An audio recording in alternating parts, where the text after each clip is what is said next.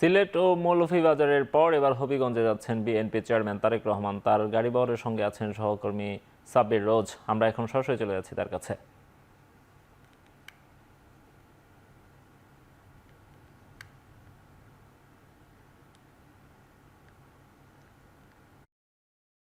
বাজার থেকে তারেক রহমানের যে নির্বাচনী প্রচারণা সেটি কিছুক্ষণ আগে শেষ হয়েছে। আমরা এখন হবিগঞ্জের পথে রয়েছে এবং দর্শক দেখতে পাচ্ছেন আমাদের সামনে বিএনপি চেয়ারম্যান তারেক রহমানের গাড়িবহরটি রয়েছে।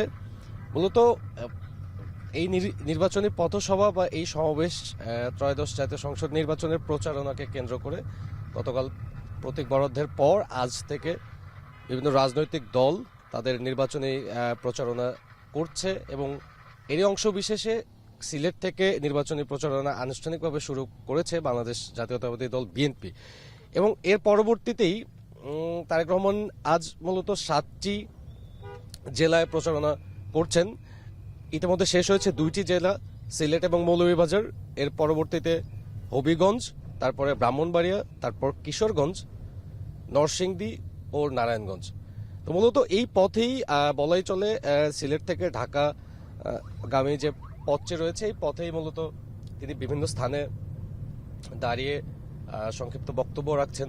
নির্বাচনী প্রচারণার যে বিষয়গুলো রয়েছেন সেই দিক নির্দেশনা দিচ্ছেন। দলীয় নেতাকর্মীদের সাংগঠনিক এবং নির্বাচনের কি কার্যক্রম হবে সেই ধরনের বিষয়ে মূলত দিক নির্দেশনা দিচ্ছেন বিএনপি চেয়ারম্যান তারেক রহমান। তো এখন আর কিছুক্ষণের মধ্যেই আমরা হবিগঞ্জের সেই সমাবেশস্থলে পৌঁছে যাব। এই ছিল আপাতত আমার কাছে সর্বশেষ। সিলেট ও মৌলভীবাজারের পর এবার হবিগঞ্জে যাচ্ছেন বিএনপির চেয়ারম্যান তারেক রহমান। সেখানকার খবর জানাচ্ছিলেন সহকর্মী সাব্বির রোজ।